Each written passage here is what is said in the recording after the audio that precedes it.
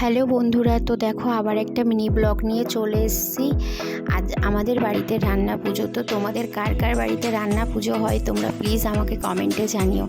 দেখো আমাদের এখানে 3 দিন ধরে একভাবে বৃষ্টি হচ্ছে, আর চারিদিকে এত পরিমাণে জল জমে গেছে যে জলের স্রোত এদিক থেকে চলে যাচ্ছে।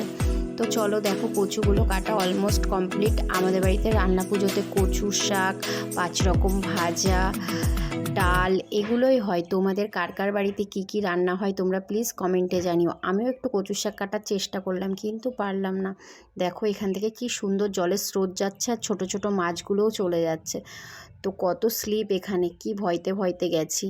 তো দেখো এত পরিমাণে কয়েকদিন ধরে বৃষ্টি হচ্ছে যে পুকুরের জলটা, দেখো আমাদের পুকুরের জল একদম পুরো কানায় কানায় ভর্তি হয়ে গেছে। তো তোমাদের যদি আমার মিনি ব্লগটা ভালো লাগে তাহলে please like, comment and share করো। দেখো এই যে এতগুলো কচুর শাক কাটা হয়েছে। তো আজকের মতন মিনি ব্লগটা এখানেই, টাটা।